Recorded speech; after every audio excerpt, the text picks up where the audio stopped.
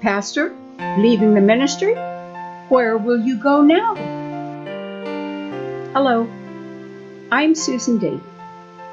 Now, if statistics are correct, they tell us that as many as 1,500 pastors are leaving the ministry every month. Where are they going instead? If you're a pastor reading this, please help me out on this one question. If you're just changing your ministry niche, you're still walking out your calling, but you're just changing directions, God often turns our head in midstream in order to lead us where we're needed the most. But if you're leaving the ministry entirely, please tell me, where will you go now to get away from your call? What direction? What city?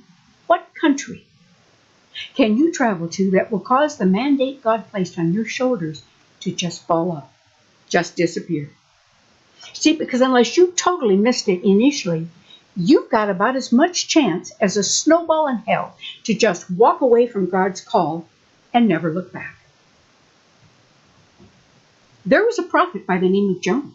He was chosen by God to go to the city of Nineveh and deliver an announcement to the entire city.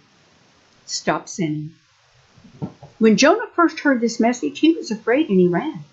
And it was one of those, shall we say, hellfire and damnation messages that the Old Testament is famous for delivering.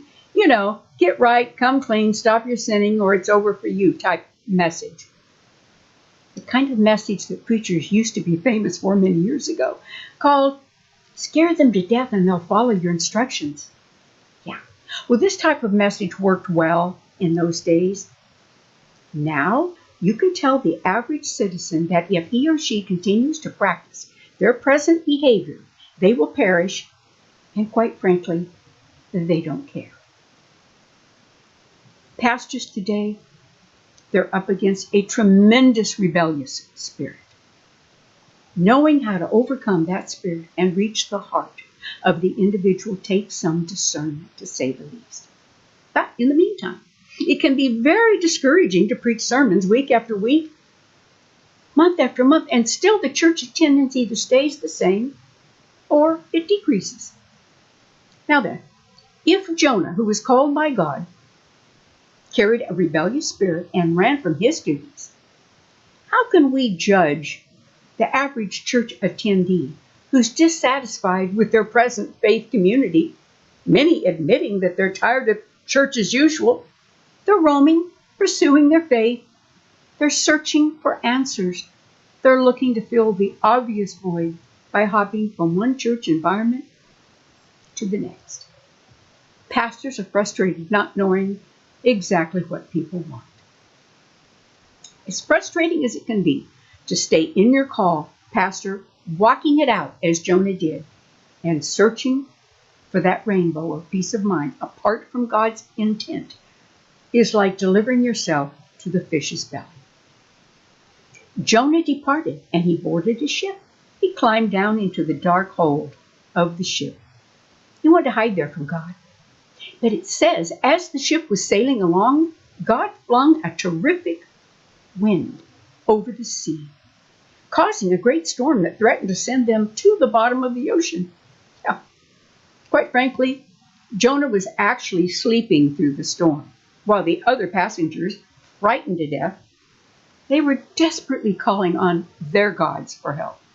They tried throwing cargo overboard to lighten the ship, yet nothing they did seemed to answer their cry for help. And when the captain found Jonah sleeping through the storm, well, he commanded him to get up and cry out to his God and see if his God would have mercy and save them. Finally, the crew decided to draw straws. They wanted to determine which one had brought this evil on all of them. And when Jonah drew the short one, they all asked him why he had done this. Well, he replied, I'm running from God. Just throw me overboard and the sea will become calm again. I know this has come because of me. It's kind of nonchalant. After the crew prayed to Jonah's God, they threw him overboard at his own request.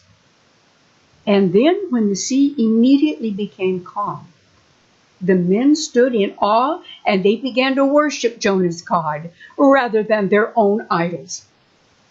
But rather than let Jonah sink, God prepared a great fish that swallowed him up for the next 3 days and nights. Let's just say Jonah had a private party in which he called it the belly of hell. Jonah describes his thoughts as he lay in the fish's belly. He said, "The waters closed above me. The seaweed wrapped itself around my head. I went down to the bottom of the mountains. I was locked out of life and imprisoned in the land of death." That's Jonah 2, 5 and 6. He expressed that when he had lost all hope, he turned his thoughts once again more to the Lord. And you know what he did? He prayed. He prayed to God and confessed those who worship false gods that they've turned their backs on all mercies waiting for them from the true and living God. Nice confession. You know the story, you've read it. Jonah was delivered from the fish. It vomited him out upon dry land. And then guess what his first words that he heard spoken to him by God? Yeah. Jonah, go to Nineveh and tell them what I told you to before. You know, Jonah obeyed. The people repented. They turned from their sin, and God blessed the city rather than destroying it. Was Jonah happy about the final outcome? He was not. He was angry. You see, some of us want our plan, not God's plan. We want a smooth walk, one with little controversy, many blessings and honor, like we witnessed the big guru preachers have, all that media press, people gathering around thinking that we're wonderful, large donations flooding in, secretaries at our beck and call, etc., etc. It's not that wonderful, friend. You see, you don't see what goes on behind closed doors. You don't know the price that many have paid. Also, consider this. There are multitudes of great ministers and leaders who have died and gone to heaven, only to find out multitudes of unknowns are also there and have a greater inheritance in heaven than they do.